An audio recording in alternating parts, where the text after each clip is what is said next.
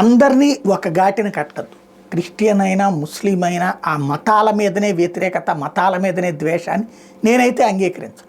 ఎందుకంటే హిందూ ధర్మం సర్వమత ధర్మాలని దూషించమని చెప్పాల, సర్వమత ధర్మాలని గౌరవించమంది. ఆ రోజుల్లోనే నాస్తికవాదం ఉంది, చారువాకమని, వైష్ణవమని, శైవమని అనేక ఉన్నటువంటిది. బట్ అన్నిటినీ ఒకళ్ళదానికొకళ్ళు గౌరవిస్తూ చర్చలతో దాంట్లో ఉన్నటువంటి సాధ్యాసాధ్యాలు, వాస్తవాలు జరిగినాయి. కానీ అదొక మేధో చర్చ జరిగింది తప్పించి దూషించుకోవడం, ద్వేషించుకోవడం లేదు.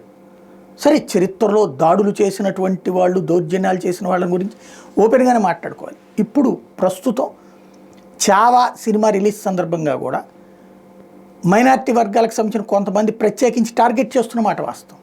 వాళ్ళు ఒక 20% మంది, ఇదివరకు 5% ఉండేవాళ్ళు ఇప్పుడు 20% పెరిగారు. బట్ మిగతా 80% సమాజం అది నిజమే అంటుంది, అంగీకరిస్తోంది. కాకపోతే వాళ్ళు ఏం వాదిస్తారంటే ఆ రోజునున్న రాజుల కొట్లాట తప్పించి దానికి మతం ప్రాతిపదిక లేదు అని చెప్పి మాట్లాడేవాళ్ళు 20% అయితే, 80% మంది మాత్రం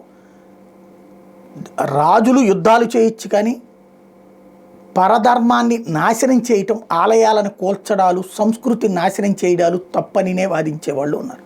కాబట్టి మంచిగా అంటే జరిగిన తప్పుల్ని యాక్సెప్ట్ చేసే వాళ్ళని ఒక కోణంలో చూడాలి, రిజెక్ట్ చేసే వాళ్ళని ఒక కోణంలో చూడాలి. అందరినీ ఒక గాట కడితే విభజించి పాలించనేటటువంటి బ్రిటిషోడి రాజ్యాంగం, బ్రిటిషోడి రాజకీయం అవుతుంది.